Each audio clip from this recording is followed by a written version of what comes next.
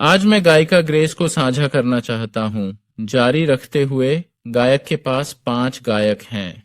5 गायक हैं। आज का जीवन जगत, पहले इतिहास में गायकों में से 2, 5 में 7 में 7, 1 से 7 से 7 से मैं तुम्हें दे दूंगा। पहला इतिहास यहोयारीब का था।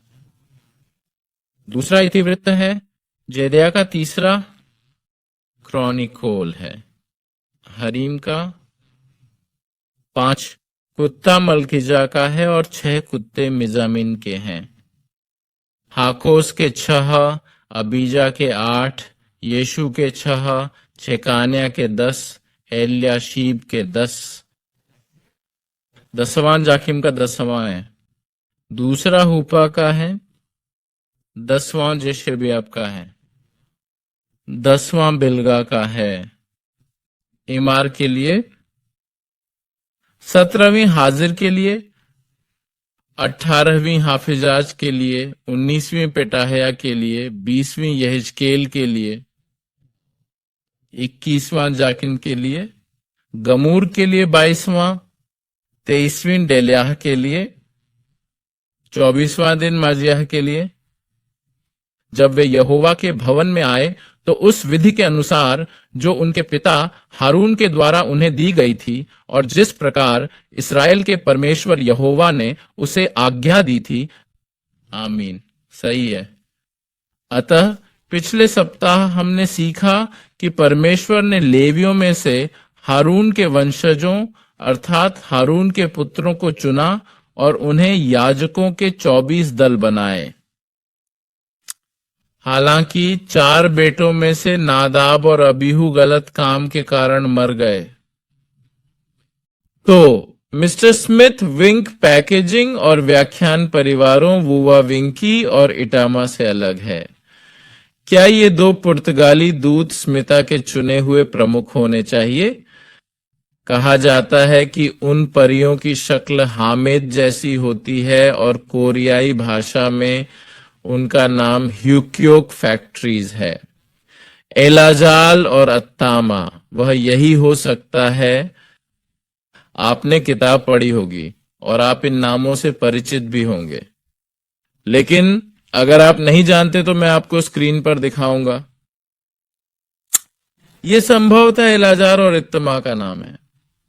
डिवीजन, इटामार ने 8 डिवीजन लिए है ना, तो कुल मिलाकर ये 24 प्रभाग हैं। तो अब मैं इसे पढ़ूंगा, आप इसे देख सकते हैं। ठीक है, ठीक है। परमेश्वर ने इज़राइल के लोगों में से लेवियों को चुना और लेवियों के लोगों में से याजकों को चुना, है ना। तो लेवी पहले से ही चुने हुए लोग हैं। मेरा मतलब है इज़राइल के लोग पहले से ही पूरी मानवता में से चुने हुए हैं, है ना। और इज़राइल के लोगों में से लेवी चुने हुए लोग हैं और लेवियों में से पुजारी चुने हुए लोग हैं, है ना। तो चुने हुए लोगों में से चुने हुए लोग, है ना। हम कह सकते हैं कि सबसे अच्छे लोगों में से सबसे अच्छे लोग, या चुने हुए लोगों में से चुने हुए लोग। और परमेश्वर सबसे अधिक क्या चाहता था और क्या? परमेश्वर सबसे पहले उनसे अलगाव और पवित्रता चाहता था। जब परमेश्वर ने चुना, जब परमेश्वर ने उन्हें अलग किया, ठीक है। परमेश्वर जो सबसे ज्यादा चाहता है वह है यह अलगाव और पवित्रता। इसके लिए हमने पिछले सप्ताह सीखा कि परमेश्वर ने पुरोहितीय विवाह नियमों को बहुत विस्तार से दर्ज किया है ना। आप इस महिला से शादी कर सकते हैं, आप इस तरह की महिला से शादी नहीं कर सकते, और इस तरह की सभी चीजें, है ना। विवाह के ऐसे कई उदाहरण थे जो सामान्य इजरायली या लेवी कर सकते थे, लेकिन पुजारी ऐसा नहीं कर सकते थे, है ना। जैसा कि मैंने पिछले सप्ताह कहा था, ऐसा वंशावली को शुद्ध रखने के लिए किया गया था, क्योंकि पुरोहिताई का कर्तव्य उनकी वंशावली के माध्यम से आगे बढ़ता है। तो फिर परमेश्वर चाहता है कि यह वंशावली शुद्ध और स्वच्छ बनी रहे, है ना। अतः परमेश्वर ने उन्हें पवित्र करने और अन्य लोगों से अलग करने के लिए इस विवाह नियम का प्रयोग किया। और यहां तक कि जो पुजारी इस तरह से प्रतिष्ठित हैं वे भी गलतियां कर सकते हैं, है ना, और पाप के संपर्क में आ सकते हैं और उससे प्रभावित हो सकते हैं। इसलिए परमेश्वर ने उन्हें शुद्ध करने के लिए विभिन्न नियम बनाए ताकि उन्हें शुद्ध किया जा सके। परमेश्वर के सामने सेवा करने से पहले और याजकों को पवित्र और शुद्ध करने के लिए परमेश्वर ने उन्हें परम पवित्र वस्तु को छूने और खाने की अनुमति दी। सबसे पवित्र खाने का मतलब है कि भगवान को चढ़ाया गया भोजन, है ना, सबसे पवित्र, जिसका अर्थ है यह घोषणा करना कि याजक सबसे पवित्र हैं। क्या तुम समझ रहे हो? केवल परम पवित्र ही परम पवित्र को स्पर्श कर सकता है ना। इसलिए यदि याजकों को खाने की, उस भोजन को खाने की अनुमति दी गई जिसे सबसे पवित्र माना जाता है, तो इसका मतलब है कि परमेश्वर यह घोषणा कर रहा है कि मेरे याजकों को, वे परम पवित्र हैं, वे पवित्रों में भी पवित्र हैं। जैसा कि मैंने अभी कहा, उन्हें लोगों में से चुना गया था, उन्हें यहूदियों में से चुना गया था, उन्हें लेवियों में से चुना गया था, और वे अलग अलग और अलग किए गए लोग थे, पवित्रों में पवित्र। तो भगवान घोषणा कर रहा है कि मेरे पुजारी, जो याजक मेरी सेवा कर रहे हैं, वे परम पवित्र हैं। तो फिर मेरा सवाल है, क्या इन पुजारियों ने अपना पवित्रीकरण बनाए रखा? परम पूज्य, मेरा मतलब है कि भगवान ने उन्हें चुना है, भगवान ने उन्हें अलग किया है, एक के बाद एक, ठीक है, और भगवान इन लोगों को इतनी सावधानी से चुना, है ना। तो ये लोग, ये पुजारी, क्या उन्होंने अपनी पवित्रता शुद्धता को अनंत काल तक बनाए रखा है? क्यों? ईसा पूर्व 6ठी शताब्दी में 5वें महीने के 7वें दिन यरूशलेम के मंदिर को जला दिया गया था और यहूदा के लोग बाबुल ले जाए गए। पुरोहितों के 24 प्रभागों की संरचना भी ध्वस्त हो गई। मेरा मतलब है, सबसे पहले क्योंकि अब कोई मंदिर नहीं है, है ना, मंदिर नष्ट हो गया है, इसलिए इन 24 विभागों की कोई जरूरत नहीं है। हालांकि सिर्फ मंदिर ही नहीं, क्योंकि वहां कोई मंदिर नहीं है या कोई सेवा नहीं है, बल्कि पुजारी हारने लगे। एक पुजारी के रूप में उनका कर्तव्य है, उदाहरण के लिए, एक पुजारी के रूप में किसी खास परिवार से आना चाहिए, उन्हें वंशावली अपने घर में रखनी चाहिए, यह साबित करने के लिए कि वे एक पुजारी परिवार से थे, है ना। तो अगर इसका मतलब यह है कि मालिक को घर में बुद्धिमत्ता बनाए रखनी चाहिए, उन्हें यह साबित करना होगा मैं इत्तमा का पुत्र हूं, और मुझे यह साबित करना होगा कि मैं इत्तमा का पिता, अपने पिता का पिता, अपने पिता का पिता आदि हूं, और तुम्हें हारून तक जाना है, मैं हारून की एक निश्चित पीढ़ी का हूं। उन्हें यह साबित करना होगा वे जुड़े हुए हैं, उन्हें अपने मालिक की बुद्धिमत्ता बनाए रखनी होगी। हालांकि बेबीलोन के त्याग के समय कुछ स्वामियों ने इस बुद्धिमत्ता को बरकरार नहीं रखा। शायद इस इस्तीफे ने उन्हें यह खुफिया जानकारी बनाए रखने से रोक दिया। कुछ मालिकों ने यह बुद्धि खो दी है। तो बेबीलोन में पहली बार जब आप वापस आए थे बेबीलोन में, ठीक, इन 24 विभागों को बहाल करने का आंदोलन था, या पुरोहिताई को बहाल करने का आंदोलन था, है ना। और फिर उनमें से कुछ ने दावा किया कि वे पुजारी थे, हालांकि उनके पास इसे साबित करने के लिए वंशावली नहीं थी, उन्हें ड्यूटी से बाहर रखा गया था, है ना, क्योंकि इसे साबित करने के लिए कुछ भी नहीं है, वे पुजारी थे। और जैसा कि मैंने कहा, यह किसी एक व्यक्ति का कर्तव्य नहीं है। पुजारी का मतलब वंशावली, वंश, पूरा परिवार है ना। तो इस वंशावली के बिना यह साबित करने के लिए कि यह परिवार या यह वंश स्वच्छ और शुद्ध और पवित्र है, लोगों ने स्वीकार नहीं किया, है ना। नेताओं ने इस वंशावली के बिना लोगों को स्वीकार नहीं किया, है ना। इसके अलावा जैसा कि मैंने कहा, कुछ पुजारी बेबीलोन से पहली वापसी के माध्यम से यरूशलेम लौट आए। बाइबल कहती है, ये तो काफी है ना, यही है ना, बेबीलोन में मैं वापस आ गया हूं। लेकिन नीमियाद 7 का, यदि आप लेख पढ़ते हैं, नीमियाद 7 का लेखन, यदि तुम इसे पढ़ो, मैं यदायाह का पुत्र हूं, यीशु का घराना हूं, मैं ईमियो का पुत्र हूं, मैं वेरिएबल का पुत्र हूं, लियोनीगो का बेटा। वे यरूशलेम लौट आए और बेबीलोन की जेल में लौट आए। मैं वापस आ गया हूं। इस स्तर पर वह वापस गया और बेबीलोनिया की जेल में वापस चला गया। जैसा कि मैंने कहा, पहला तो यह है कि उन्होंने वह परिभाषित साक्ष्य खो दिया है जो उन्हें वयस्क के रूप में प्रमाणित करता है। दूसरा यह कि इस स्तर पर वे यरूशलेम की बेबीलोनियाई जेलों में लौट आए। वयस्क ये विश्वास खो देते हैं, भविष्य उन्मुख, मैंने अपना दिमाग खो दिया है। इस स्तर पर यह जेरूसलम और बेबीलोनियन जेल में वापस आ गया था। वे कौन थे? सबसे पहले ये जेद्दा है, और दूसरी बात, जेदिया वापस आ गया है। ये मेरे लिए एक अच्छा विकल्प है, ये आपके लिए एक अच्छा विचार है। मेरे लिए ये एक अच्छा विचार है क्योंकि ये मेरे लिए बहुत अच्छा है। तीसरा पार्शियल का बेटा था, वह पार्शियल का बेटा है। तीसरा नंबर हरीम का है, यह मेरा बेटा है। हरीम का बेटा वापस आ गया है। ईमे का बेटा सबसे पहले लौटा। शासक, अभी क्या हो रहा है? इन 4 भागों के लोगों में से इजराइल के नेता, उन्होंने इन 24 भागों को एक बार फिर से बहाल करने की कोशिश की। मेरा मतलब है, क्योंकि अब 20 से ज्यादा विभाग नहीं बचे हैं, तो इन 4 विभागों में से 4289 लोग उनमें से 24 विभागों को फिर से बनाने, पुनर्गठित करने की कोशिश कर रहे थे। तथापि मैं यहां ये नाम इसलिए दिखा रहा हूं, सही है, क्योंकि हालांकि इन डिवीजनों के लोगों का स्वरूप बदल गया है ना। बेबीलोन की कैद से लौटने के बाद 20 डिवीजन तो वहां थे ही नहीं, है ना। केवल 4 डिवीजन ही बचे थे, है ना।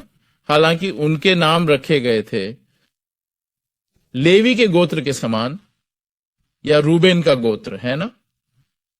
रूबेन नाम का व्यक्ति अब वहां नहीं है, सही है। हालांकि उन्होंने अपना नाम रूबेन ही रखा है ना, रूबेन जनजाति। तो इसी तरह प्रत्येक विभाग का शीर्षक या नाम कभी बदला नहीं गया, सही। हालांकि लोग बदल गए, सही, लेकिन शीर्षक, मेरा मतलब है नाम, यह एक शीर्षक की तरह बन जाता है। विभाजन का शीर्षक, प्रत्येक विभाजन कभी नहीं बदला। हम इसे कैसे समझ सकते हैं?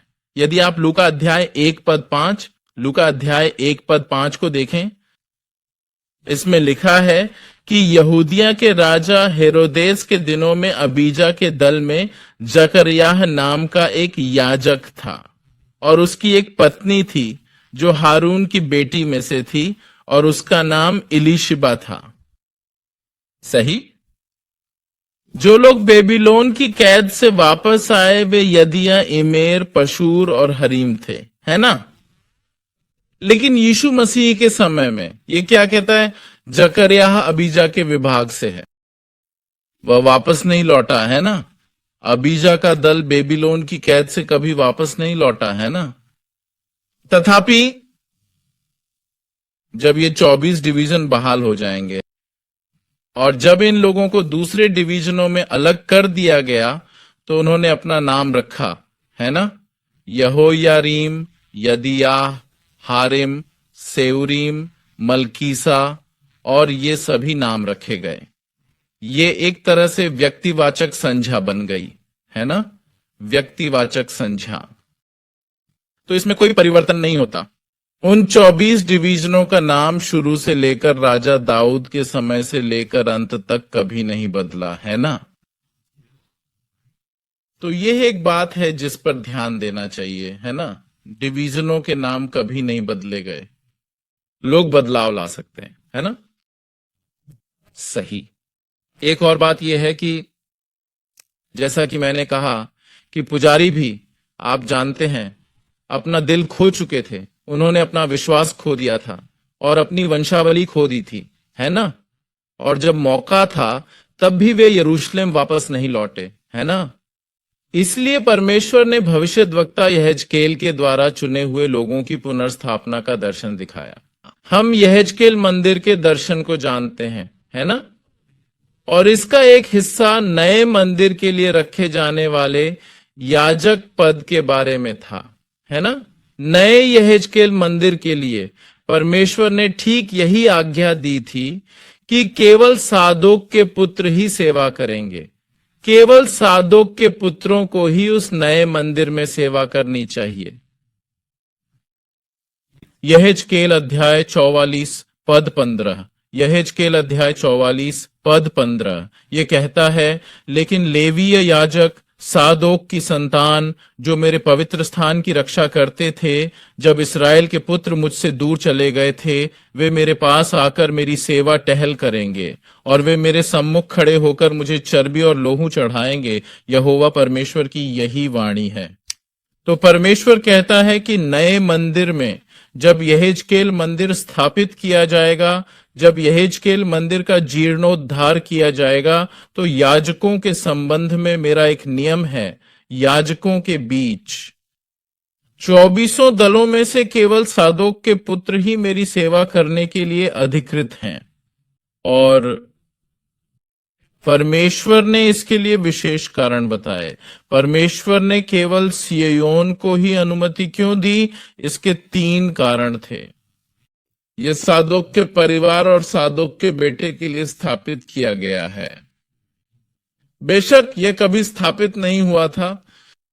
इसीलिए यद्यपि भगवान कहते हैं कि केवल सादोक का पुत्र ही स्थापित व्यक्ति होना चाहिए, वह प्रणाली वास्तव में साकार नहीं हुई है। आया समझ में? जारोट कानून स्थापना के बाद इसमें केवल एक ही परिवार स्थापित करने का प्रावधान नहीं था। उन्होंने केवल सादोक के एक परिवार की स्थापना के लिए प्रावधान किया। हालांकि हिजकिय्याह की स्थापना के बाद भगवान ने एक नया निर्माण किया। मैंने यरूशलेम का खाका दिखाया। इसलिए जब वह व्यवस्था स्थापित होगी, जब परमेश्वर का राज्य स्थापित होगा, मैं केवल सादोक के पुत्र की बलि चढ़ाऊंगा। मैं अपने हिसाब से मंत्री से मिलने जा रहा हूं। मेरे भाइयों, हमें परमेश्वर के राज्य में बुलाया गया है। हमें भगवान की पत्नियां कहा जाता है। हालांकि परमेश्वर की पत्नियों में से केवल परमेश्वर का पुत्र ही परमेश्वर की गति के साथ नए यरूशलेम की यात्रा कर सकता है। तो हां, हम भगवान की पत्नियां हैं, लेकिन हमें एक कदम आगे बढ़ना होगा। हमें स्वधार्मिक पुत्र बनना चाहिए। न्यू यरूशलेम में एक मंत्री बनाने के लिए, इजेकील की गति के साथ एक मंत्री बनाने के लिए, क्या यह सही नहीं है? भगवान ने यही कहा है। और भगवान ने कहा, यही कारण है कि मैं जादो का पुत्र हूं। अन्य याजकों द्वारा मंदिर में लाए गए। यहेजकेल अध्याय 44 श्लोक 7। यहेजकेल अध्याय 44 श्लोक 7। उसने कहा, जब तुम विदेशियों को, जो हृदय और शरीर से खतना रहित थे, मेरे पवित्र स्थान में लाकर उसे अपवित्र करते थे, अर्थात मेरे भवन को, जब तुम मेरा भोजन अर्थात चर्बी और लहू चढ़ाते थे, क्योंकि उन्होंने मेरी वाचा को व्यर्थ कर दिया था। ये तुम्हारे सब घिनौने कामों के अतिरिक्त है ना? तो हम कह सकते हैं कि ये वही है जो सामान्य पुजारी ने किया है, और सादोक के बेटे इसके खिलाफ थे, है ना? इसीलिए परमेश्वर ने कहा, इसी वजह से मैंने सादोक के बेटों को चुना। सही। दूसरा कारण यह है कि लेवियों ने पवित्र वस्तुओं की सेवा नहीं की और किसी और को उनकी जगह लेने के लिए रखा गया। यहेजकेल अध्याय 34 श्लोक 8। यहेजकेल अध्याय 44, इसमें लिखा है, तुमने मेरी पवित्र वस्तुओं की रक्षा स्वयं नहीं की, परंतु मेरे पवित्र स्थान की रक्षा के लिए परदेशियों को नियुक्त किया है। सामान्य पुजारी तो यही करते थे, है ना? इसलिए परमेश्वर ने केवल सादोक के पुत्रों को चुना। सही। तीसरा, लोगों ने न केवल उन्हें मूर्ति पूजा करने के लिए मजबूर किया, बल्कि वे भी मूर्ति पूजा में पड़ गए। यहेजकेल अध्याय 44 पद 10 और 12, मैं सिर्फ 10वीं आयत पढ़ूंगा। इसमें लिखा है, लेकिन जो लेवीय मुझसे दूर चले गए थे, जब इज़राइल भटक गया, जो अपनी मूरत के पीछे मेरे पास से भटक गया, तो वे अपने अधर्म का दंड भोगेंगे। तो ये पुजारी लोगों को मूर्ति पूजा करने के लिए प्रेरित कर रहे थे, लेकिन वे भी मूर्ति पूजा में पड़ गए, है ना? तो भगवान ने इन लोगों को ऐसा करने की अनुमति नहीं दी। जैसे बहुत बढ़िया से उतारो। अंतिम एक्सपोज में मेरे पास एक टोटी वसीयतनामा था। मैं प्रोस्टेसिस विभाग की इस बात से सहमत हूं कि सभी को दूसरों पर गर्व है। मुझे उम्मीद है कि पुट नाडोस बेशकीमती पहले ही गंभीर रूप से गिर चुका था और सभी विश्वास, भगवान की पहचान और बांसुरी की पहचान खो चुका था। पिछले सप्ताह मैंने यही सीखा। इस रहस्य के हमारे अध्ययन के प्रारंभ में हमें पता चला कि अभिनेता को यह स्वच्छता बनाए रखनी चाहिए। अलगाव, विश्वास, पहचान और ईश्वर से अलगाव, और यदि वे गलती से ईश्वर के करीब आ जाते हैं या मर जाते हैं, तो उन्हें ईश्वर के पास आने से पहले खुद को शुद्ध करना होगा। लेकिन भगवान ने जो कहा, अगर भगवान देख सकते हैं कि अन्य सामाजिक मंत्रालय भगवान के संभोग का संचालन क्यों नहीं करते हैं, तो वे सभी अवैध हैं। क्या सैकड़ा के खंडहरों से संग संगनिम का शरीर सुरक्षित रहेगा? मुझे यह पसंद नहीं है। यदि ये हो तो यदि आप ऐसा करते हैं, क्यों? अवैध और अश्लील ज्ञान को एक नजर में बंद करने के बाद इंसान, भगवान, लेविट, सर्वश्रेष्ठ, सर्वश्रेष्ठ, ये वो चीजें हैं जिनका चयन किया गया। वे गायब क्यों हो गए? ये एक स्मारक है, क्योंकि अनुष्ठान उन्हें आनंदित नहीं करते। स्मरणोत्सव, उपाधि पुजारी, शीर्षक पादरी, शीर्षक ज्येष्ठ, उपाधि एल्ड्रेस, उपाधि डीकन तुम्हें पवित्र नहीं बनाता। तो फिर कौन सी बात आपको पवित्र बनाती है? प्रयास, है ना? संघर्ष। कि आप एल्डर के जीवन, पादरी के जीवन, एल्डरेस के जीवन, डीकन के जीवन के अनुसार जीने का प्रयास कर रहे हैं, है ना? वह प्रयास आपको पवित्र बनने के लिए बुलाता है, ना कि खुद उपाधि। अभिषेक एक अच्छी बात है ना? अभिषेक ईश्वर की ओर से शाश्वत नियुक्ति का प्रतीक है। हालांकि अभिषेक आपको पवित्र नहीं बनाता, आपको शुद्ध नहीं बनाता, है ना? अभिषेक प्राप्त करने के बाद यीशु मसीह के मानक के अनुसार जीने का उत्साह, है ना? एल्डर, पादरी, एल्ड्रेस और डीकन के मानक के अनुसार जीने का उत्साह, है ना? ये आपको भगवान बनने में मदद कर सकता है। ये कोई निरसन नहीं है, ये एक उपाधि है। नहीं, जब मैं मदरसा में था, अगर मुझे यौन शिक्षा मिलती तो मैं अच्छा प्रचार कर रहा होता।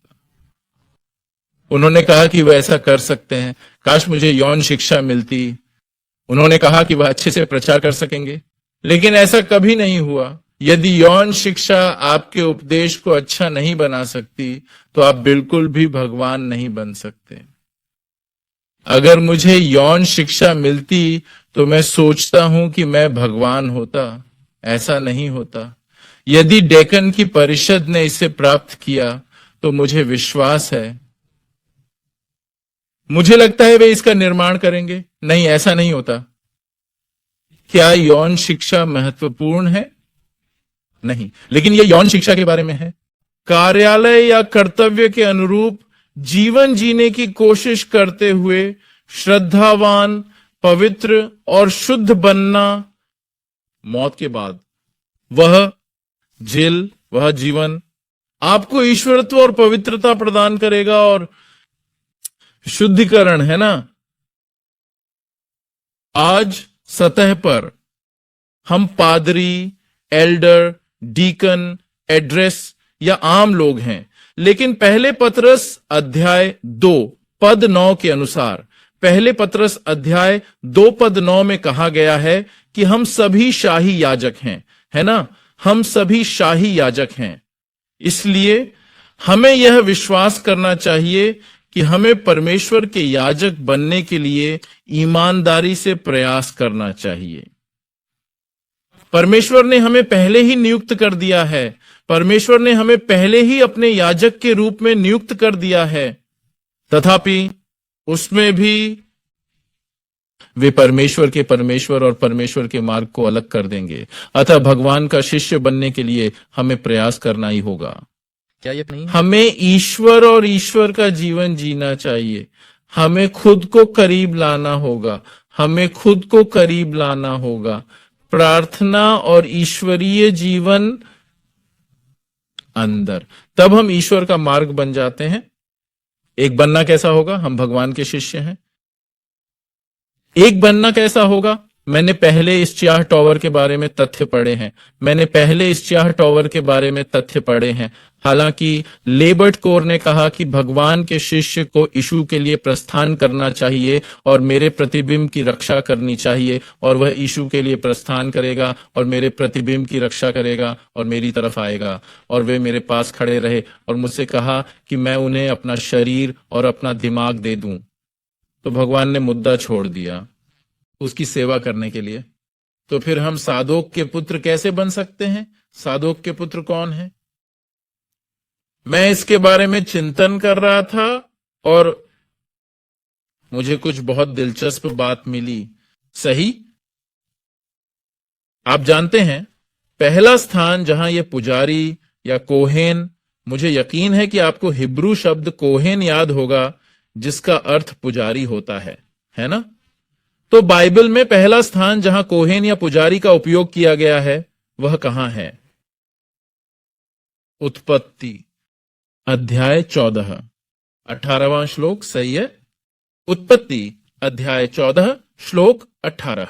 और यह भी लिखा है, और शालेम का राजा मलिकिसिदक रोटी और दाखमधु ले आया, वह परमेश्वर का याजक था। तो बाइबल में जो पहला पुजारी आया उसका नाम एनकिसडेक था। मलक एंकिलोसडेक का पहला शब्द राजा है, सैडेक चाडेक। अंकिसडेक का दूसरा शब्द है स्वयं पढ़ना, कार, यह स्वपठन जैसा ही शब्द है। सादोक के पुत्र अंतिम दिन अपने पवित्र स्थान में हैं। अंतिम दिन सादोक का राजा है।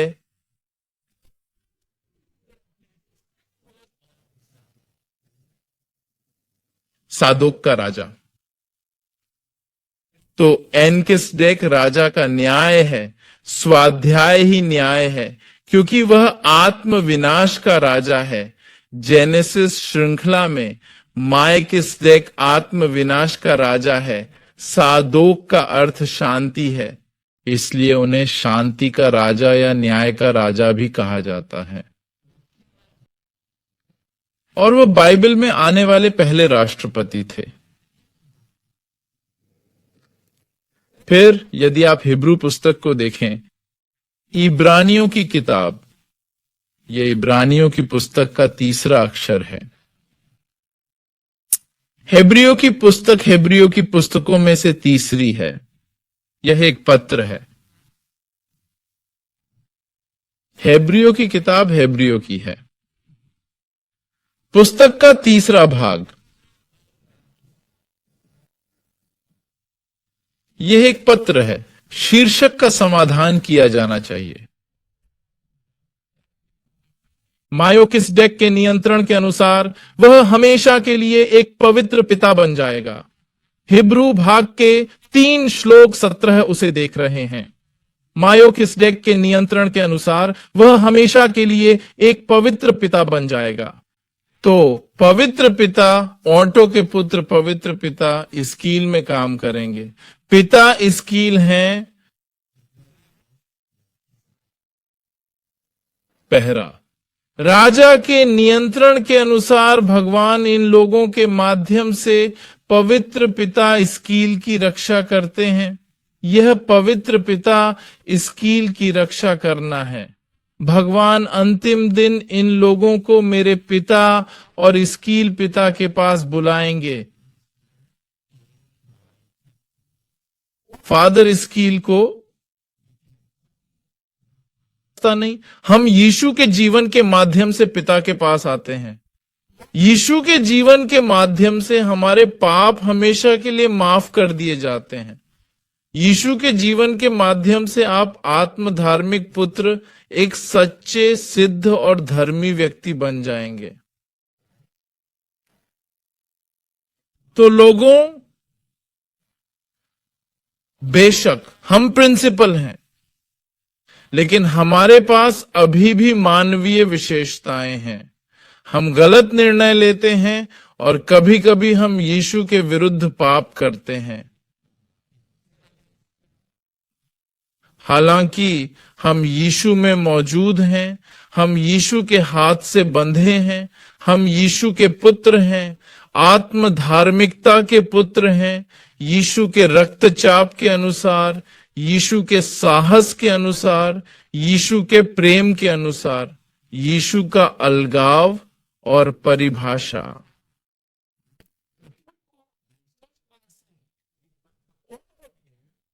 आज आपको ऑनलाइन होने पर बधाई। तथास्तु, तथास्तु। बहुत खूब। हां, तो ये सारी बातें बेबीलोन और जेल से लौटने के बाद, जैसा कि मैंने कहा पूर्व से, professor Joshua senior Bible, TV video Pew TV.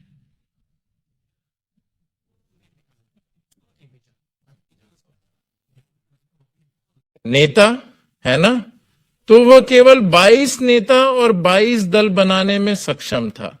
इसके बाद उच्च पुजारी योआकिम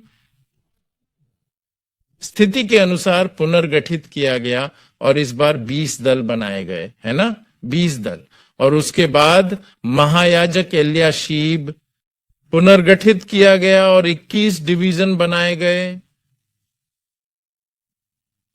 ठीक है, मैं जो कहना चाह रहा हूं वह यह है कि बेबीलोन की कैद से लौटने के बाद यह निरंतर प्रयास रहा है। ठीक है, इन 24 डिवीजनों को बहाल करने और बनाने के लिए निरंतर संघर्ष। ठीक है, हालांकि लोगों की कमी थी, लेकिन उनकी स्थिति की अनुमति नहीं थी, है ना, इसलिए उनके पास केवल 22 डिवीजन, 20 डिवीजन या 21 डिवीजन थे। लेकिन वे इस अधूरे ढांचे से कभी संतुष्ट नहीं हुए, है ना। वे इसे फिर से बनाने और इसे पुनर्गठित करने की कोशिश करते रहे, है ना, इसे पुनर्व्यवस्थित करें, जब तक वे वहां नहीं पहुंच जाते और इन 24 डिवीजनों को बहाल नहीं कर देते। और यदि हम नहमायाह के 9वें अध्याय 38वें पद को देखें, नहमायाह के 9वें अध्याय 38वें पद में लिखा है, अब इन सब के कारण हम लिखित रूप में एक समझौता कर रहे हैं और मुहरबंद दस्तावेज पर हमारे नेताओं, हमारे लेवियों और हमारे याजकों के नाम हैं। तो नहमायाह अध्याय 9 श्लोक 38 महायाजक एल्याशीब के समय के बारे में है। इन 21 अगुवों, 21 याजकों ने अपना नाम लिखा और वाचा को मुहरबंद किया। ठीक है, वाचा को मुहरबंद किया।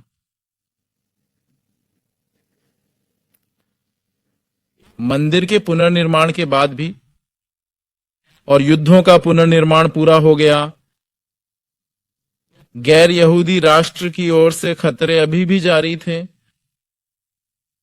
ठीक है, उन लोगों के साथ। लेकिन जब मंदिर खड़ा हो जाता है, जब शब्द खड़े हो जाते हैं, सब कुछ खत्म हो गया, है ना। लेकिन इतिहास हमें कुछ और ही बताता है ना। बाइबल कहती है कि गैर यहूदी राष्ट्रों की ओर से खतरे अभी भी जारी थे।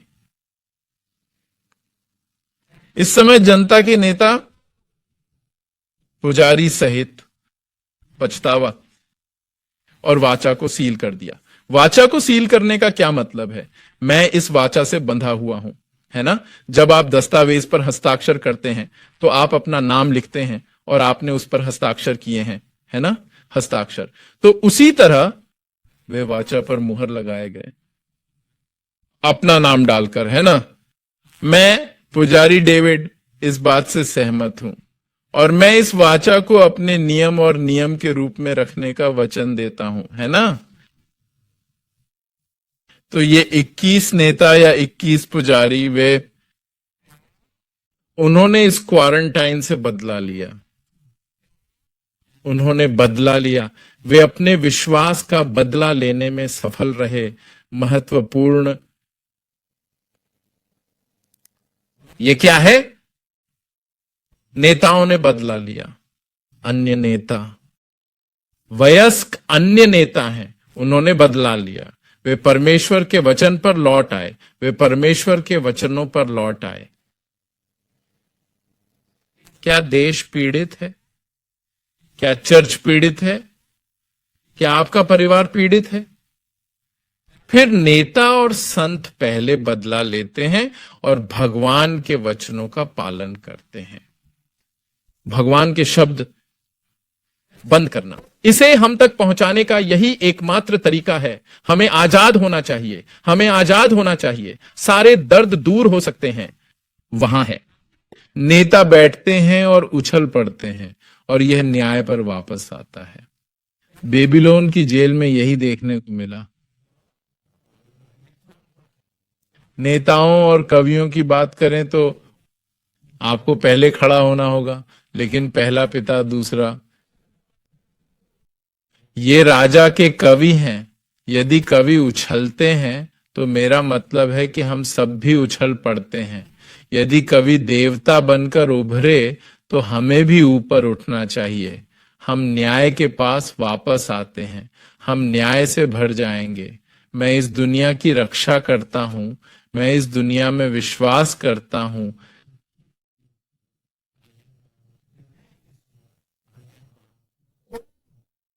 यह दुनिया और मेरी जिंदगी, हमें यह परिभाषा अवश्य भरनी चाहिए। और हमें ईसाई धर्म की बहाली के लिए प्रार्थना करनी चाहिए, करना मेरा विश्वास है। जब हम परमेश्वर के शिक्षक के रूप में ऐसा करते हैं, मलेशिया की छोटी लहर भगवान की ईसाई धर्म से फैलती है।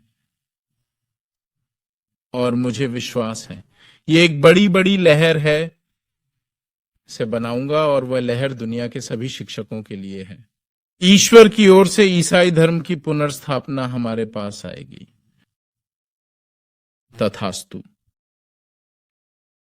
हाँ, मेरा विश्वास है यदि हमें ईश्वर के शिक्षकों के रूप में ईसाई धर्म की बहाली, ईश्वर के विश्वास की ऐतिहासिक बहाली के लिए प्रार्थना करनी, शिक्षकों और देश का ऐतिहासिक उद्धार होगा।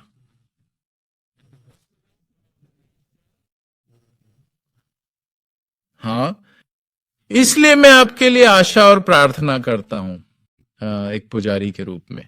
और चलो पश्चाताप करते रहें और मुहर लगाकर वाचा को थामे रखना, ताकि परमेश्वर हमें इस्तेमाल करे। परमेश्वर अपनी कलीसियाओं का इस्तेमाल करके इस अद्भुत जागृति को लाए जिसकी हम कल्पना भी नहीं कर सकते। आमीन।